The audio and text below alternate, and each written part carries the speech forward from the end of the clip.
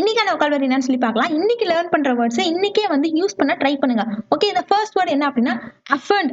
அஃபண்ட்னா to make someone angry. யாரையாவது காயப்படுத்துற மாதிரியோ இல்ல புண்படுத்துற மாதிரியோ இல்ல மத்தவங்க நம்மள காயப்படுத்துற மாதிரியோ புண்படுத்துற மாதிரியோ பேசினா அதை வந்து நம்ம அஃபண்ட் அப்படின்னு சொல்லி சொல்லுவோம். Example sentence, I am sorry if I have offended you. என்ன மன்னிச்சிரு நான் உன்னை காயப்படுத்திருந்தேனா அப்படின்னு சொல்லலாம். இல்ல உங்க ஃப்ரெண்ட்ஸ் கிட்ட வந்து நான் உன்னை காயப்படுத்திருந்தேனா அப்படின்னு சொல்லி கேட்கறதுக்கு did I offend you, did I offend you அப்படின்னு சொல்லி கேட்கலாம். இதோட அதர் ஃபார்ம்ஸ் என்ன அப்படின்னா அஃபென்ஸ். நவுனா வந்து நம்ம அஃபென்ஸ் அப்படின்னு சொல்லி யூஸ் பண்ணலாம். அட்ஜெக்டிவ்ல வந்து நம்ம அஃபென்சிவ், இட்ஸ் சோ அஃபென்சிவ், அது ரொம்ப காயப்படுத்துற மாதிரி இருந்துச்சு அப்படின்றத நம்ம அஃபென்சிவ் அப்படின்னு சொல்லி யூஸ் பண்ணலாம்.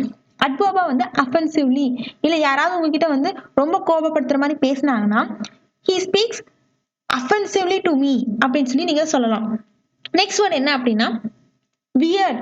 வியர்ட் அப்படின்னா என்னன்னா ரொம்ப ஸ்ட்ரேஞ்ச், அதாவது வெரி ஸ்ட்ரேஞ்ச், விசித்திரமா வினோதமா ஏதாவது நடந்துச்சுனாலோ இல்ல யாராவது பிஹேவ் பண்ணாங்களோ அதை வந்து நம்ம வியர்ட் அப்படின்னு சொல்லி சொல்லலாம். Example sentence, I had a really weird dream last night. அதாவது எனக்கு நேற்று நைட்டு ரொம்ப வினோதமான கனவு வந்துச்சு அப்படின்றத நம்ம வியர்ட் அப்படின்னு சொல்லி யூஸ் பண்ணலாம். அதர் ஃபார்ம்ஸ் என்ன அப்படின்னா நவுனா வந்து நம்ம வியர்ட்னஸ் அப்படின்னு சொல்லி யூஸ் பண்ணலாம்.